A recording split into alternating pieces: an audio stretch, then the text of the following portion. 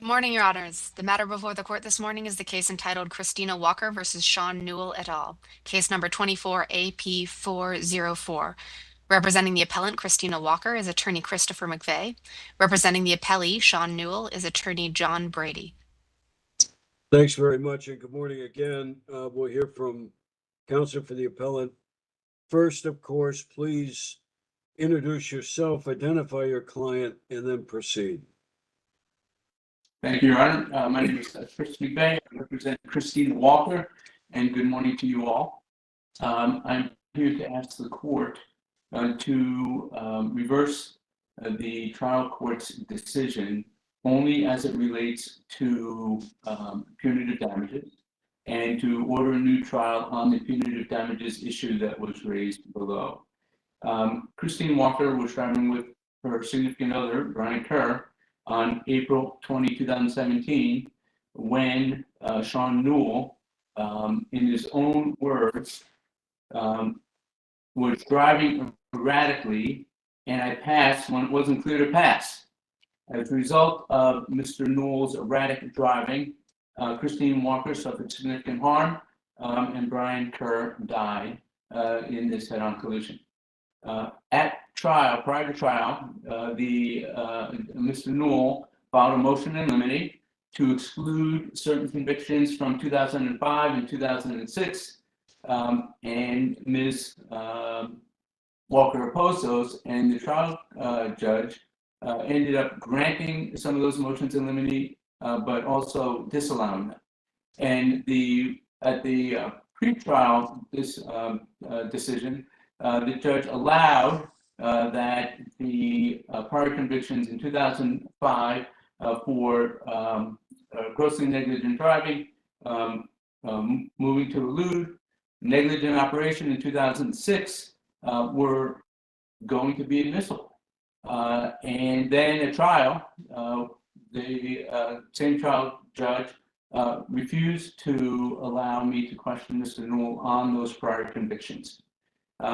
There was no, to my mind, no significant material change in facts between the motion in limine that was decided before trial and the facts that were raised during the trial that the court then issued a different, contrary, and completely opposite ruling during the trial. I think this was an error because Ms. Walker was making a punitive damages claim, and repetitively bad behavior is a factor that courts will consider in instructing on punitive damages.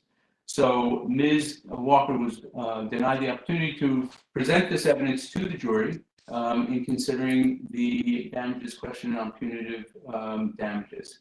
And I think that was error. I understand that trial court has broad discretion in admitting or denying evidence, and that there's an abuse of discretion standard, which is defined by either withholding discretion altogether or exercising it in an unreasonable manner. In this instance, I think the trial judge exercised discretion in an unreasonable manner, preventing Ms. Walker from submitting that evidence to the jury for consideration in regard to punitive damages claim. And I think that was reversible error, because there's no discernible reason why the judge would have ruled one way prior to trial and then the completely opposite way during trial. It actually did substantial harm to Ms. Walker, because then defense counsel was able to argue, in essence, that this was a unilateral one-time mistake. And the jury was entitled to know that it wasn't a unilateral one-time mistake by Mr. Newell, who never had a license in all his time prior to this accident while he's been driving in Vermont. For that reason, we ask this court to reverse on the issue of punitive damages and order a retrial for that. You have 1 minute, counsel. 1 minute. Thank you for that claim. The other issue I have is with the jury instructions, and I put forward my basic argument on page 21 of my brief. The trial court's instruction emphasized an extreme indifference to substantial certainty someone would die or suffer great bodily harm.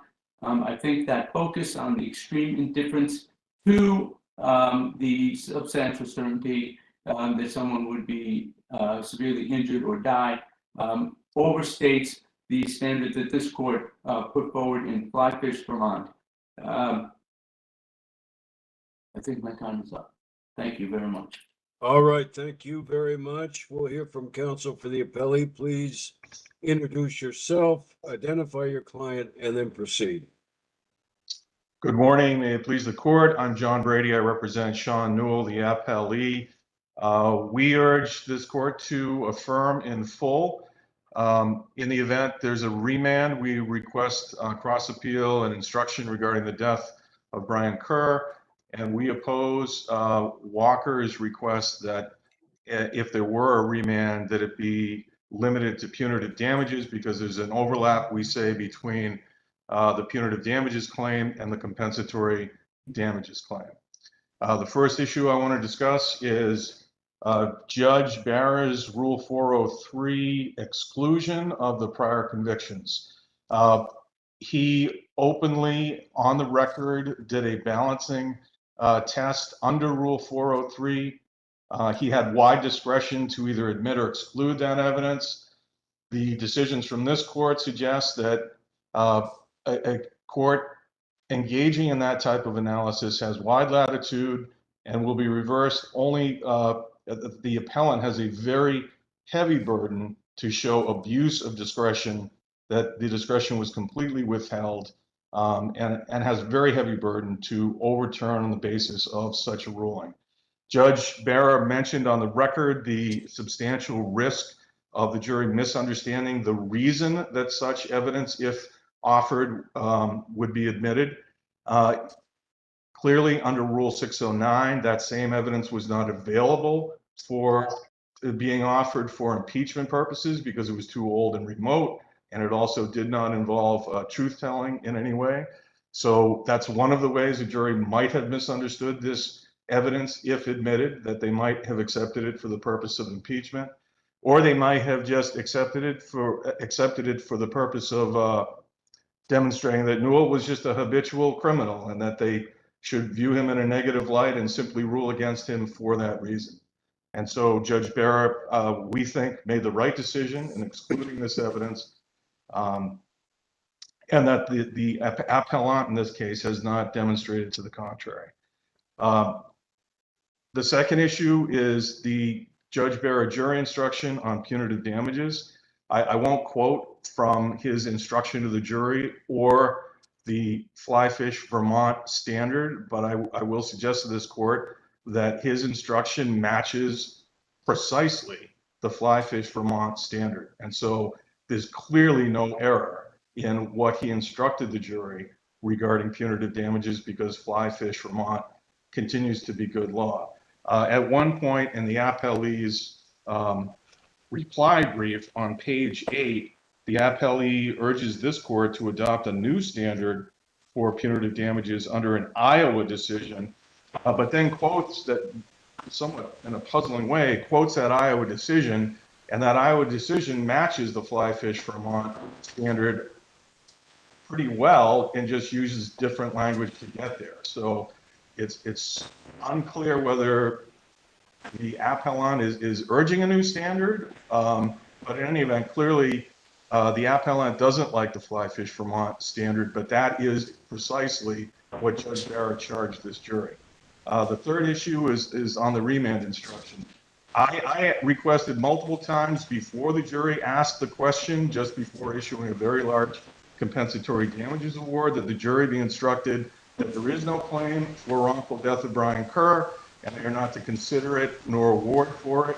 And then that was declined. And then this curious question comes just before they issue this very large compensatory award: can they award for future lost earnings of Brian Kerr? Now, at that point, You have 1 minute, counsel, 1 minute.